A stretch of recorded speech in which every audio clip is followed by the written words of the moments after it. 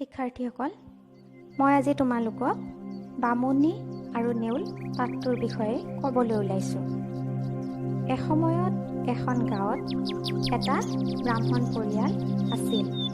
পৰিয়ালটোত ব্ৰাহ্মণ, ব্ৰাহ্মণী আৰু তেওঁলোকৰ কেঁচুৱা ল'ৰা এটা আছিল। ব্ৰাহ্মণ আৰু তেওঁৰ পত্নীক মানুহে বামুণ আৰু বামুণী বুলি মাতিছিল। বামুণে সদায় পুৱাই কামলৈ ওলাই যায়। কামলৈ ওলাই যোৱাৰ আগতে তেওঁ ল'ৰাটিক চায় আৰু বামুণীয়ে সেইখিনি সময়ত ঘৰৰ কাম কাজবোৰ কৰে। এদিন বামুণ ঘৰৰ পৰা কাহিলি পুৱাতে ওলাই যাবলগীয়া হোৱাত বামুণীৰ সেইদিনা ঘৰৰ কাম বনবোৰ কৰা নহ'ল। কাপোৰ কানি ধোৱা নহ'ল আৰু খোৱা পানী টুপিও অনা নহ'ল। সদায় ঘৰৰ ওচৰৰে নৈ এখনৰ পৰা বামুণীয়ে পানী আনে। কেঁচুৱাটিক ৰখিবলৈ কাৰোবাক পালেহে বামুণী নৈলৈ যাব পাৰিব। সেইবাবে বামুণীয়ে কেঁচুৱাটিক ৰখিবলৈ কাৰোবাক ৰখীয়া হিচাপে পায় নেকি বুলি ভাবি বামুণীয়ে চোতালতে মেলি চাই আছিল। বামুণীয়ে এনেদৰে চাই থকা দেখি তেওঁলোকৰ বাৰীতে থকা নেউলটোৱে আহি সুধিলে, "আই, মেলি কাক চাই আছা?"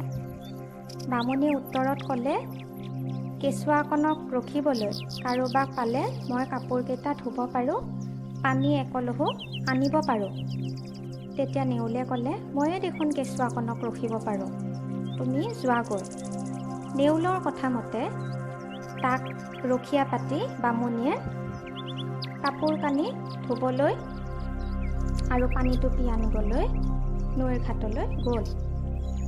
নেউলে চোতালতে কেঁচুৱাটিক ৰখি থাকিল। অলপ সময়ৰ পিছতে বাৰীৰ পৰা সাপ এটা আহি চোতালত ওলাল। নেউলে সাপটোক দেখি কেঁচুৱাকণৰ কিবা বিপদ কৰিব বুলি ভাবি খঙতে সাপটোক নেউলে আক্ৰমণ কৰিলে। পিছত সাপ আৰু নেউলৰ যুদ্ধ লাগিল। শেষত নেউলৰ চোকা দাঁতৰ কামোৰত সাপটো মৰিল আৰু নেউলৰ গাত সাপটোৰ তেজ লাগি থাকিল। তেনেতে বামুণী ঘাটৰ পৰা আহি থকা দেখা পায় নেউলে কেঁচুৱাকণক ৰক্ষা কৰা কথাটো বামুণীক ক'বলৈ আগবাঢ়ি গ'ল। বামুণীয়ে নেউলৰ গাত তেজ লাগি থকা দেখা পাই নেউলে কেঁচুৱাটোক কামোৰা বুলি ভাবি খঙতে বামুণীয়ে হাতত থকা পানী ভৰ্তি কলহটো নেউলৰ গালৈ মাৰি পঠিয়ালে আৰু পানী ভৰ্তি কলহটো গৈ নেউলৰ গাত পৰিল। বামুণীয়ে যেতিয়া চোতাললৈ গ'ল তেতিয়া কেঁচুৱাকণৰ ওচৰতে সাপ এটা মৰি পৰি থকা দেখিলে। বামুণীয়ে তেতিয়াহে আচল কথাটো বুজিলে।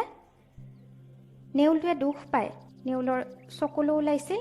আগ পিছ নুগুনি উপকাৰী নেউলটোক মাৰি বামুণীয়ে ডাঙৰ ভুল এটা কৰিলে আৰু সেই ভুলটোৰ কাৰণে বামুণীৰো শেষত চকুলো ওলাল।